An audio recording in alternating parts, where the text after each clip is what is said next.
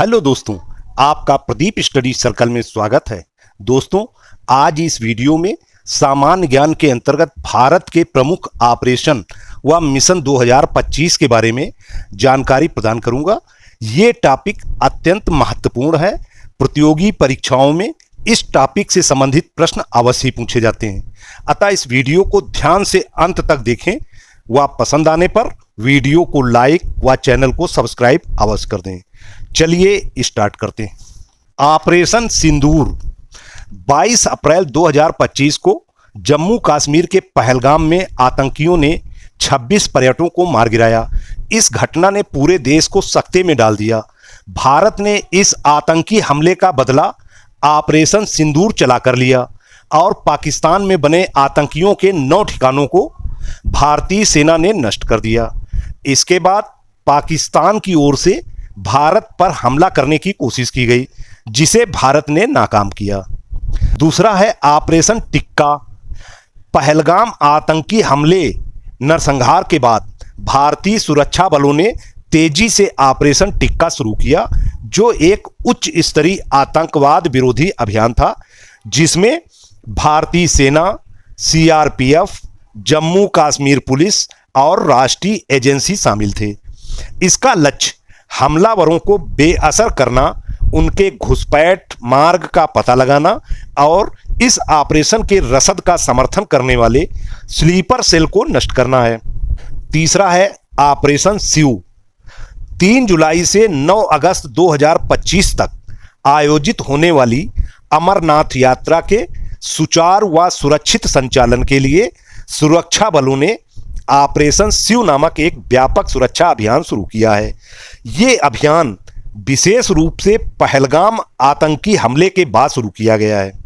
चौथा है ऑपरेशन ब्रह्मा। भारत सरकार ने 28 मार्च 2025 को म्यांमार और थाईलैंड में आए विनाशकारी भूकंप के जवाब में बचाव कार्यों का समर्थन करने के लिए ऑपरेशन ब्रह्मा शुरू किया है।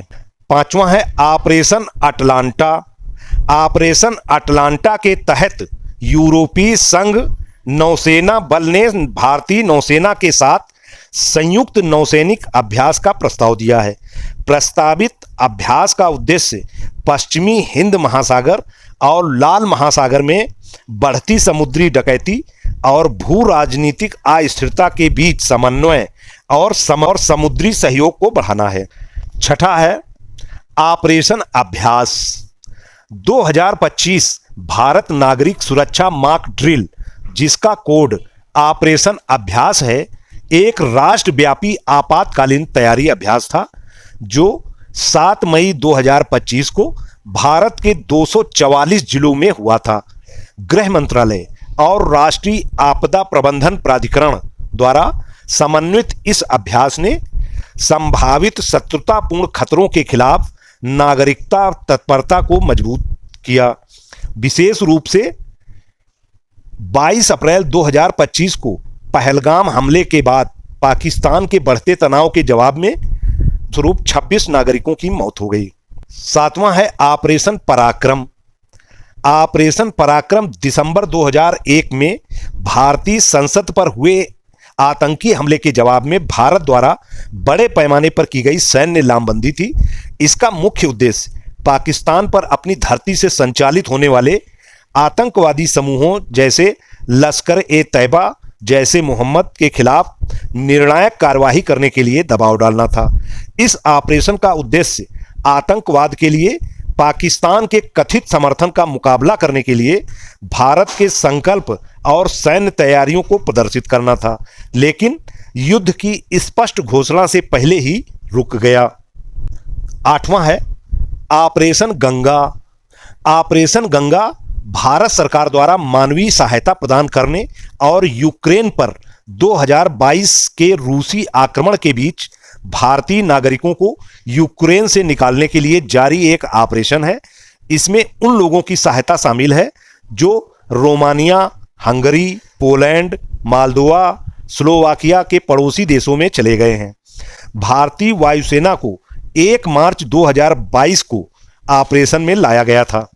नवा है ऑपरेशन प्रॉस्पेरिटी गार्जियन। संयुक्त राज्य अमेरिका ने लाल सागर में अंतर्राष्ट्रीय समुद्री व्यापार पर हौती हमलों के खिलाफ 10 देशों के गठबंधन की घोषणा की।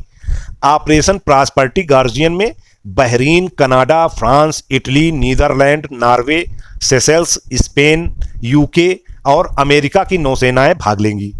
10वां है ऑपरेशन कैक्टस। मालदीव में तख्ता पलट की कोशिश को नाकाम करने के लिए भारत ने 1988 में ऑपरेशन कैक्टस शुरू किया था। इस ऑपरेशन के दौरान भारतीय सेना ने मौमून अब्दुल गयूम की सरकार को पद से हटाने के लिए व्यवसायी अब्दुल्ला लुत्फी के नेतृत्व में मालदीव के एक समूह के प्रयास को विफल कर दिया। 11वां है ऑपरेशन देवी शक्ति। साल 2021 में अफगानिस्तान की राजधानी काबुल पर तालिबान के कब्जे के बाद वहां से भारतीयों को सुरक्षित निकालने के लिए ऑपरेशन देवी शक्ति चलाया गया था। इसकी मदद से सैकड़ों भारतीयों को भारत लाया गया था। 12वां है ऑपरेशन वंदे भारत। कोरोना महामारी के दौरान तमाम देशों में वैश्विक यात्रा पर प्रतिबंध लगा दिया गया था। उस समय तमाम भारतीय जो दूसरे देशों में काम कर रहे थे वो वहां फंस गए थे। उन भारतीयों को स्वदेश लाने के लिए भारत सरकार ने ऑपरेशन वंदे भारत चलाया था। 13वां है ऑपरेशन समुद्र सेतु। ये एक नौसैनिक अभियान था जिसे कोरोना महामारी के दौरान ही चलाया गया था। तब 1992 भारतीय नागरिकों को समुद्र के रास्ते देश वापस लाया गया।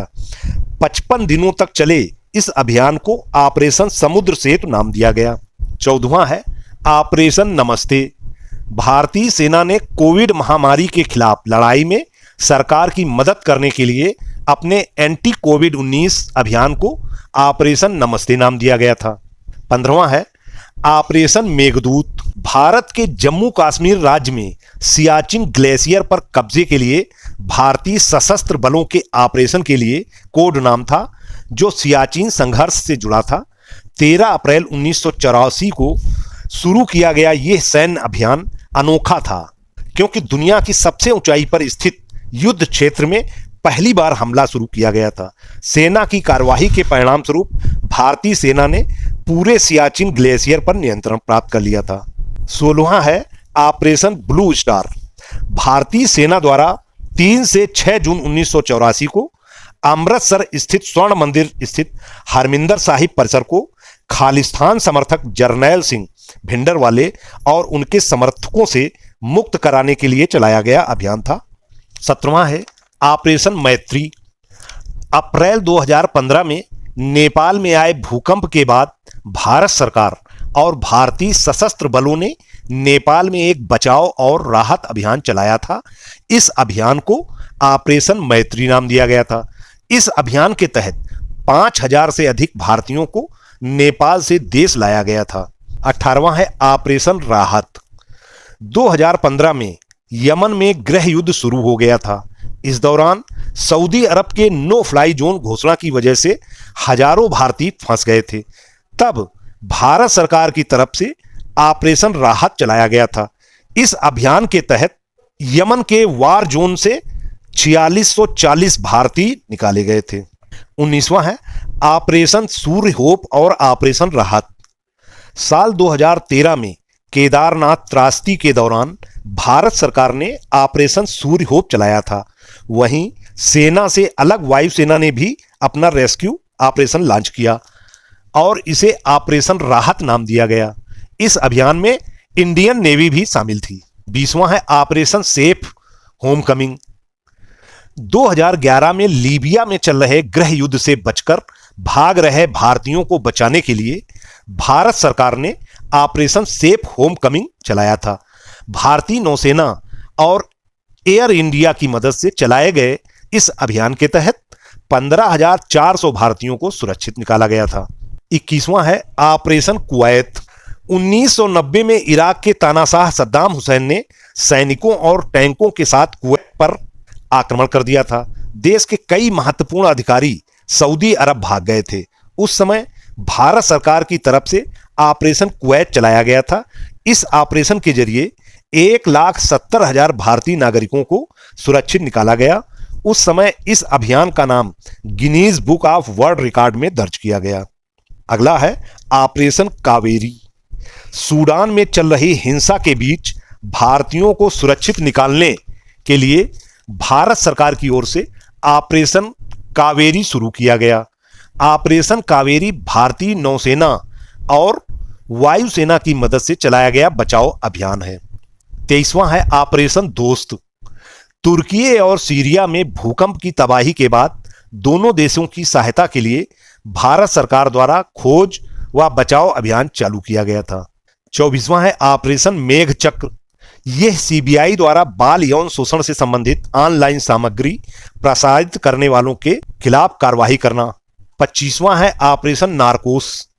रेलवे सुरक्षा बल द्वारा यह ऑपरेशन जून 2022 में रेलवे सुरक्षा बल द्वारा रेल के माध्यम से नशीले पदार्थों की तस्करी को रोकने के लिए चलाया गया था।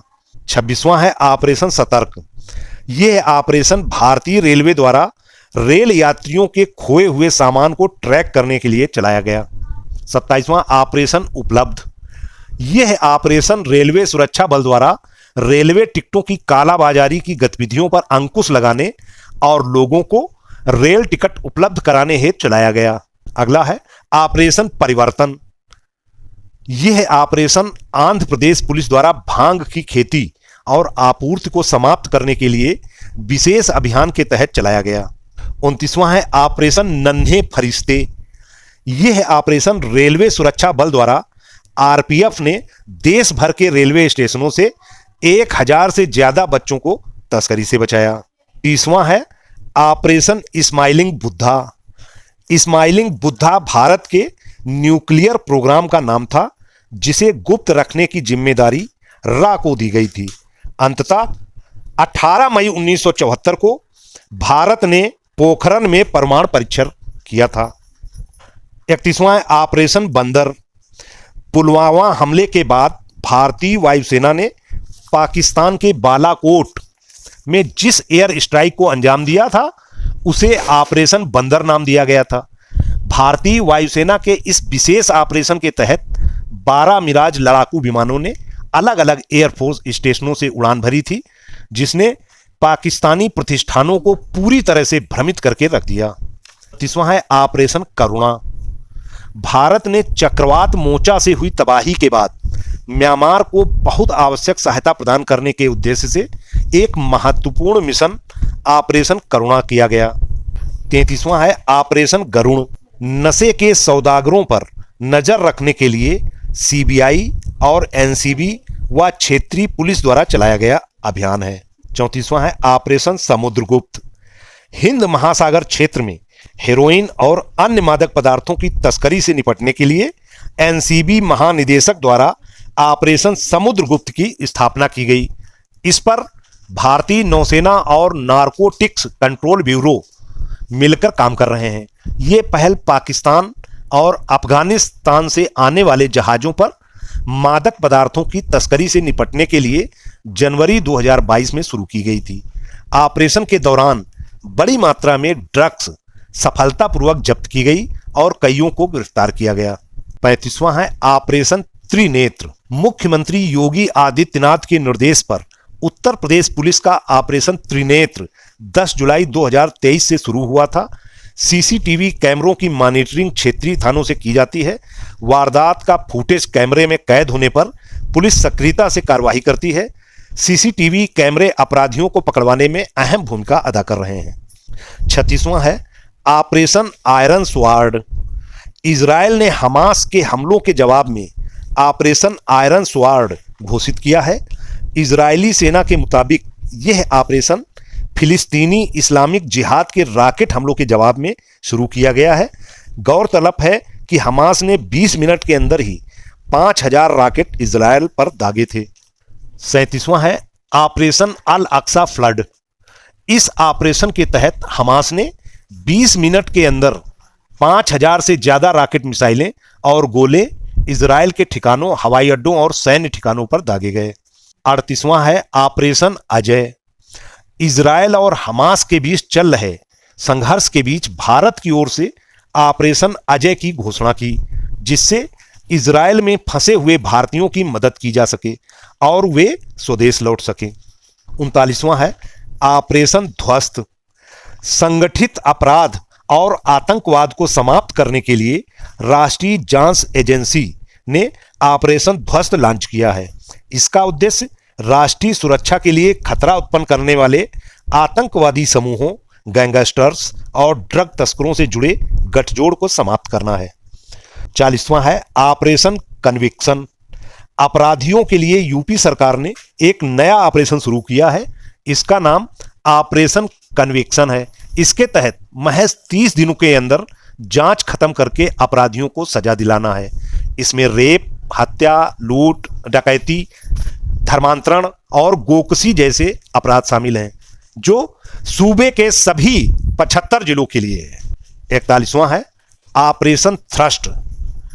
आरपीएफ ने रेलवे परिसर में अनधिकृत पैक्ड ड्रिंकिंग वाटर की बिक्री को रोकने के लिए ऑपरेशन थ्रस्ट का शुभारंभ किया गया।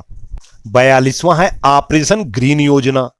सभी फलों और सब्जियों की आपूर्ति और कीमतों को स्थिर करने और एकीकृत मूल्य श्रृंखलाओं के विकास को बढ़ाने और कटाई के बाद के नुकसान को कम करने के लिए एक केंद्रीय क्षेत्र की योजना है। ऑपरेशन ग्रीन का उद्देश्य किसानों की आय को दुगना करना है। 43वां है ऑपरेशन सर्द हवा। मॉडर्न वेपनरी के साथ बॉर्डर पर बीएसएफ द्वारा सर्दी के दिनों में जब कोहरा अधिक रहता है तो घुसपैठ की संभावना बढ़ जाती है। इसके मद्देनजर ऑपरेशन सर्द हवा चलाया जाता है। 45वां है ऑपरेशन संकल्प। ऑपरेशन संकल्प 19 जून 2019 को भारतीय नौसेना द्वारा शुरू किया गया था। भारतीय जहाज़ों की सुरक्षा सुनिश्चित करने के लिए भारतीय नौसेना ने फारस की खाड़ी और ओमान की खाड़ी में ऑपरेशन संकल्प शुरू किया है। 45वां है ऑपरेशन सुदर्शन। नशे के दलदल में फंसे युवाओं और किशोरों को बाहर निकालने के लिए एडीजी के निर्देश पर गोरखपुर पुलिस ने ऑपरेशन सुदर्शन शुरू किया है। 46वां है ऑपरेशन अमानत। यात्रियों के खोए हुए सामान को ट्रैक करने में मदद के लिए नई पहल। 47वां है ऑपरेशन वैनिला। भारतीय नौसेना द्वारा मेडागास्कर में चक्रवात, डायने और बाढ़ से प्रभावित लोगों को राहत उपलब्ध कराने हेतु ऑपरेशन वैनिला 18 जनवरी 2020 को शुरुआत की गई। 48वां है ऑपरेशन विजय।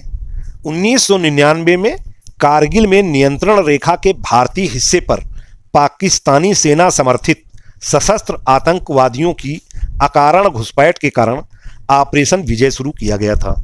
49वां है ऑपरेशन अमृत। केरल के औषध नियंत्रण विभाग ने एंटीबायोटिक के अति प्रयोग रोकने के लिए ऑपरेशन अमृत शुरू किया है। 50वां है ऑपरेशन पोलो। आखिरकार भारत ने 13 सितंबर 1948 में ऑपरेशन पोलो शुरू किया, जिसने 5 दिनों में हैदराबाद को भारत में मिला दिया। ये भारतीय सेना की हैदराबाद में विलय के लिए सैन्य कार्यवाही थी। 51वां व अंतिम ऑपरेशन दूधी। वर्ष 1991 में असम राइफल्स द्वारा जम्मू और कश्मीर में किए गए एक एकल आतंकवाद विरोधी अभियान में 72 आतंकवादियों को मार गिराया था। इस अभियान को ऑपरेशन दूधी नाम दिया गया था। दोस्तों, अब ये वीडियो समाप्त करते हैं। अगली वीडियो में फिर कोई महत्वपूर्ण टॉपिक लेकर मिलेंगे। Thank you.